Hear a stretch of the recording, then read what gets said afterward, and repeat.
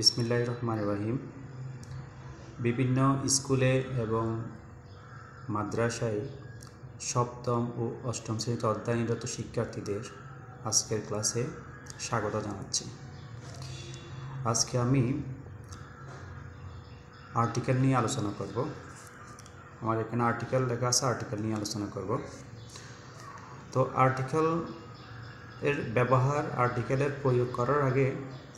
প্রয়োগ করার আগে তোমাদেরকে অ্যালফাবেট সম্পর্কে একটু আইডিয়া থাকতে হবে। আমরা জানি 26টি লেটারকে একসাথে অ্যালফাবেট বলে। এটা দুই ধরনের, ভাওয়েল অ্যান্ড কনসোনেন্ট। অ্যালফাবেট দুই ধরনের হয়, ভাওয়েল অ্যান্ড কনসোনেন্ট। ভাওয়েল আমরা জানি ভাওয়েল 5টি, এ, ই, আই, ও, ইউ, এই 5টি ভাওয়েল। বাকি 21টি হচ্ছে কনসোনেন্ট। তাহলে আর্টিকেলের ব্যবহার করার আগে তোমাকে এই ভাওয়েল এবং কনসোনেন্ট সম্পর্কে একটা শার্প আইডিয়া থাকতে হবে। তাহলে আমরা এখন জানলাম ভাওয়েল 5টি, এ, ই, আই, ও, ইউ। এই ক্লাসটি করার আগে তোমরা প্রিয় শিক্ষার্থীরা খাতা এবং কলম নিয়ে বসবে এবং ভিডিও পজ করে গুরুত্বপূর্ণ পয়েন্টগুলো নোট করে ফেলবে। তাহলে মনে হয় তোমরা ভালো করে বুঝতে পারবে। তাহলে আমি আমার ক্লাসটা শুরু করি। আর্টিকেল কাকে বলে তা আমি ব্যাখ্যা করি আগে। আর্টিকেল হচ্ছে এমন কিছু ওয়ার্ড, এমন কিছু শব্দ যে শব্দগুলো কোনো নাউনের আগে বসে, ওই নাউনটি নির্দিষ্ট কি অনির্দিষ্ট সেটা বোঝায়। তাহলে বোঝা গেছে আর্টিকেল কাকে বলে। আর্টিকেল হচ্ছে এমন কিছু শব্দ, এগুলো মূলত অ্যাডজেক্টিভের অন্তর্ভুক্ত। এগুলো কোনো নাউনের আগে বসে, ওই নাউনটিকে নির্দিষ্ট কি অনির্দিষ্ট সেটা বোঝায়। ওই ওয়ার্ডগুলোকে আর্টিকেল বলে। আর্টিকেল মূলত দুইটি, a or an and the. Article দুই প্রকার, ডেফিনিট আর্টিকেল এবং ইনডেফিনিট আর্টিকেল। ডেফিনিট শব্দের অর্থ নির্দিষ্ট আর ইনডেফিনিট অর্থ অনির্দিষ্ট। যে আর্টিকেলটি কোনো নাউনকে নির্দিষ্ট করে বোঝায় সেটাকে ডেফিনিট আর্টিকেল বলে। যেমন দি কোনো নাউনের আগে বসে, ওই নাউনকে নির্দিষ্ট করে বোঝায়, এজন্য দি হলো definite article. And then indefinite article হলো এ অর এন। এ অথবা এন কোনো নাউনকে নির্দিষ্ট করে বোঝায় না, অনির্দিষ্ট করে বোঝায়। বা সিঙ্গুলার কমন নাউনের আগে এ অথবা এন বসে। তাহলে এ অথবা এন মানে একটি, ওয়ান। এ অথবা ওয়ান সিঙ্গুলার নাউন। সিঙ্গুলার মানে একটি নাউনকে তো সিঙ্গুলার বলে। সিঙ্গুলার কোনো নাউনের আগে এ অথবা এন বসে এবং এটাকে অনির্দিষ্ট করে বোঝায়, নির্দিষ্ট করে বোঝায় না। Use of A or N, এবং আজকে আমরা ইউজ অফ এ অথবা এন শিখব। এবং অষ্টম শ্রেণীর যেটা গ্রামার বোর্ড বই আছে, ওই বইয়ের 75 পৃষ্ঠার 1 এবং 2, my birthday presents, my home life, এখানে আর্টিকেলের ব্যবহারগুলো আছে। এই ব্যবহারগুলো আজকে আমরা এটা সমাধান করব, এটা সলিউশন করব। ওকে, আমি এটা করার আগে কয়েকটা আর্টিকেলের এ অথবা এনের কয়েকটা ব্যবহার সম্পর্কে একটু আইডিয়া দিই। আমি পূর্বে বলছিলাম আর্টিকেলের ব্যবহার শিখতে হলে তোমাদেরকে ভাওয়েল এবং কনসোনেন্ট সাউন্ড সম্পর্কে আইডিয়া থাকতে হবে। আর্টিকেলের ব্যবহার এ অথবা এন। ভাওয়েল সাউন্ডের আগে এন বসে এবং কনসোনেন্ট সাউন্ডের আগে এ বসে। এই দুইটা কথা মনে রাখতে পারলে, এই দুইটা কথা বুঝলে তুমি আর কোনো রুলস তোমাকে শেখা লাগবে না। ভাওয়েল সাউন্ডের আগে এন বসে এবং কনসোনেন্ট সাউন্ডের আগে এ বসে। ভাওয়েল সাউন্ডের আগে এখানে একটু দেখো, যেমন আমি এখানে উদাহরণ লিখছি, I live in old house. এখানে ওটা বাংলা কনসোনেন্ট, ওটা হচ্ছে ভাওয়েল, এবং সাউন্ডটা হচ্ছে ভাওয়েলের মতো ও। তাহলে ভাওয়েল সাউন্ডের আগে এন বসে, ভাওয়েল সাউন্ডের আগে এন বসে, এখানে এন হবে। I live an old house. কিন্তু যদি এটা লিখি, I saw one eyed man, এখানে ড্যাশ আছে। আগেরটাতে ও ছিল, এখানে ও ছিল, কিন্তু এখানে এন বসে, এখানে কিন্তু এন হবে না, এখানে হবে এ। কেন? এই ও এর উচ্চারণটা হয়েছে এরকম ওয়াই এর মতো, ডব্লিউ এ ওয়া, এটা হচ্ছে কনসোনেন্ট সাউন্ড। তা কনসোনেন্ট সাউন্ডের আগে এটা বাবল হলেও এটার সাউন্ড আসছে কনসোনেন্টের মতো, সেক্ষেত্রে এখানে কি হবে? এ হবে। এখানে ও আছে, এটা সাউন্ডটা হচ্ছে ও এর মতো, তাহলে এটা ভাওয়াল সাউন্ডের আগে এন বসছে এবং কনসোনেন্ট সাউন্ডের আগে কি বসছে? এ বসছে। যেমন এই ও এর উচ্চারণটা হচ্ছে ডব্লিউ এর মতো, ডব্লিউ এ ওয়া, যেমন বাংলায় লিখলে ও মধ্যস্থ আকার ওয়া। ইন দ্য সেম ওয়ে আমরা আরেকটা দেখি, যেমন দি ক্রো ইজ ড্যাশ অগলি বার্ড, এখানে ইউ আছে। আবার আরেকটা সেম আরেকটা সেন্টেন্স লিখি, ইউ, এখানে ইউ আছে এবং he is dash university student. তাহলে এখানে এখানে গ্যাপ আছে, এখানেও গ্যাপ আছে, তাহলে এখানে এ দিব নাকি এখানে এন দিব? এ অথবা এন, কোথায় কোনটা কি দিব? এখানে ইউ আছে, এখানে ইউ আছে। এখানে দেখো আবার আরেকটা জিনিস দেখো, এটা হচ্ছে সিঙ্গুলার, এটা বার্ড এটাও সিঙ্গুলার, স্টুডেন্ট এটাও সিঙ্গুলার। এ অথবা এন বসবে সিঙ্গুলার নাউনের আগে, কনসোনেন্টের আগে এ অথবা এন বসে না, এটা মনে রাখবে। কনসোনেন্ট শব্দের আগে ফ্লোরাল শব্দের আগে বার্ড এটা সিঙ্গুলার, স্টুডেন্ট এটাও সিঙ্গুলার, তাহলে সিঙ্গুলার শব্দের আগে এ অথবা এন বসে। Before plural number you can't write a or an. Plural শব্দের আগে, ফ্লোরাল নাউনের আগে এ অথবা এন আমরা লিখতে পারি না। এখানে ইউ আছে, ইউ এর উচ্চারণটা দেখো, এটা আগলি, তাহলে এ এর মতো হয়েছে আগলি আ, অথবা আমরা লিখি আর মতো স্বর আ। তাহলে এখানে ইউ থাকলেও ইউর উচ্চারণ হচ্ছে কিসের মতো? আ এর মতো, আর হচ্ছে ভাওয়াল সাউন্ড এ, তাহলে এখানে কি হবে? এন। বলছিলাম ভাওয়াল সাউন্ডের আগে এন বসে। আবার ইন দ্য পরেরটাতে দেখো ইউ আছে, ইউ এর সাউন্ডটা হয়েছে ইউ এর মতো, যেমন আমরা U, Y U, U Y U, Bangla লিখতে হলে ইউ এর মতো, তাহলে এখানে কি হবে? ওয়াইটা হচ্ছে ইউ, ইউ ভাওয়েল কিন্তু সাউন্ডটা আসছে ওয়াই এর মতো, কনসোনেন্টের মতো, তাহলে ভাওয়েল হলেও এখানে কি হবে? এ হবে। Vowel,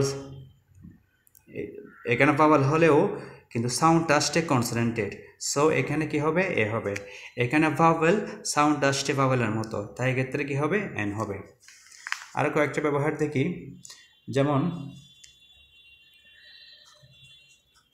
my uncle is dash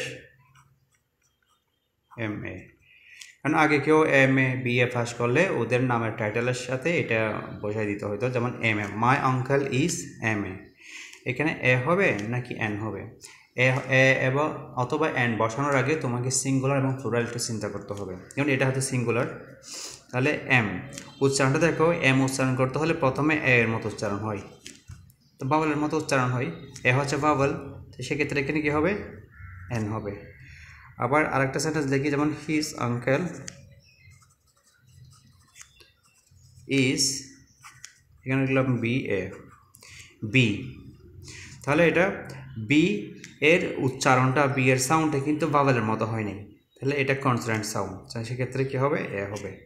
এটা একটা কথার মধ্যে আমরা বলতে পারি ভাওয়েল সাউন্ডের আগে এন বসে এবং কনসোনেন্ট সাউন্ডের আগে এ বসে। তাহলে তুমি যেটার আগে এ অথবা এন বসাবে সেটাকে সাউন্ডটা একটু দেখবে, এটা উচ্চারণটা আসলে কীরকম। যেমন এখানে ভাওয়েল আছে কিন্তু সাউন্ডটা হচ্ছে ভাওয়েলের মতো, সেই কারণে এখানে এন হয়েছে, কিন্তু পরেরটাতে এখানে ও আছে, ওটা ভাওয়েল কিন্তু এর উচ্চারণটা আসছে ডব্লিউ এর মতো ওয়া, সেক্ষেত্রে এখানে কী হয়েছে? এ ওয়ান আইট ম্যান। এখানেও ইউ এর উচ্চারণটা আ এর মতো হয়েছে আ, এটা হচ্ছে ভাওয়েল। আবার পরেরটাতে দেখা যায় ইউ এর উচ্চারণ ওয়াই এর মতো হয়েছে ইউনিভার্সিটি, যেমন ইউ এর উচ্চারণ ওয়াই এর মতো হয়েছে, সেই জন্য এখানে এ হয়েছে। আবার এম এ, এখানে উচ্চারণটা হয়েছে কিসের মতো? এম উচ্চারণ করতে হলে প্রথমে আর সাউন্ডটা আসছে, এখানে এন হয়েছে। আবার বি উচ্চারণ করতে হলে এটা কোনো ভাওয়েল সাউন্ড আসেনি, সেক্ষেত্রে এখানে কী হয়েছে? এ হয়েছে। যেমন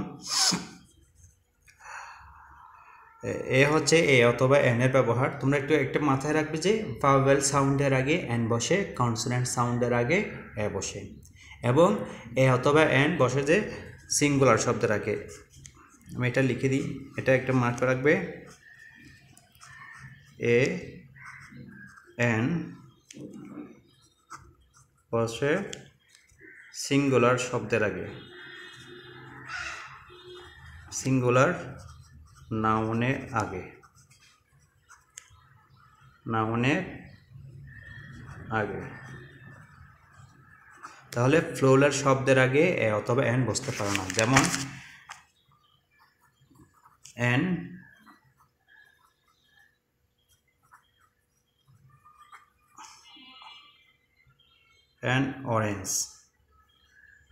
অরেঞ্জ হতে পারে, কিন্তু অ্যান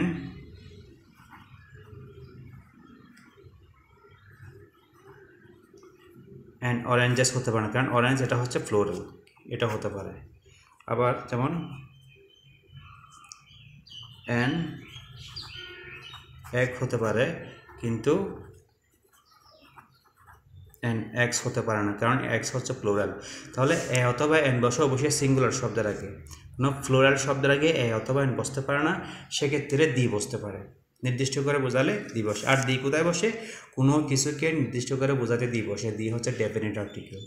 আমাদের অষ্টম শ্রেণীতে স্কুল থেকে যে বইটা দিয়েছে, এটার নাম হচ্ছে English grammar and composition.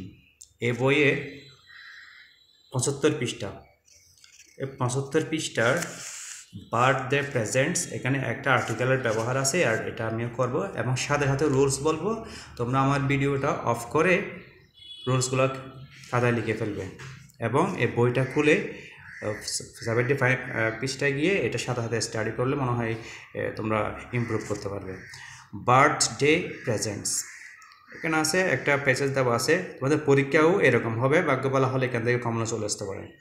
Last week, গত সপ্তাহে, it was my brother Taufiq's 20th birthday. In the morning the postman একটা হচ্ছে একটা চাকরির নাম, একটা জবের নামের আগে আমরা আর্টিকেল দি বসাতে পারি। একটা পোস্টের নামের আগে before the name of post you can set up the. brought him some cards, and in the evening we took him for meal in a restaurant. এখানে ইন আ রেস্টুরেন্ট হবে, কারণ এখানে রেস্টুরেন্ট হচ্ছে যে এটা সিঙ্গুলার। তো singular হলে কি হবে? এখানে এ হবে। when he got up in the morning, যখন সে সকালে ঘুম থেকে উঠল, mother gave him very big parcel. তাহলে এখানে কি হবে? বিটা হচ্ছে কনসোনেন্ট আগে কি হবে? এ হবে। এ ভেরি বিগ পার্সেল, বড় একটা পার্সেল তাকে দিল।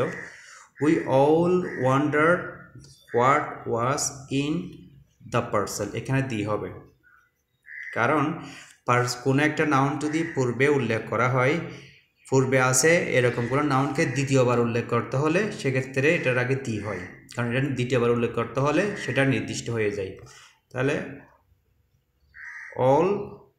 we all wondered what was in the parcel, and when my brother opened it, যখন আমার ভাইটা খুললো, we saw that it was new laptop হচ্ছে সিঙ্গুলার নাউন, এটা ল্যাপটপস নেই, ল্যাপটপ সিঙ্গুলার নাউনের আগে এ অথবা এন বসে, এনটা হচ্ছে কনসোনেন্ট আগে কি হবে? এ হবে। তাহলে এখানে কি হবে?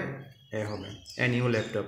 my brother said that it was surprise শব্দটাও এটা নাউন, এটা সারপ্রাইজ আমরা বলি না, সারপ্রাইজ দিল, তাহলে এখানে কি হবে? এ হবে। ইট ওয়াজ এ সারপ্রাইজ, এটা একটা আমার জন্য সারপ্রাইজ ছিল।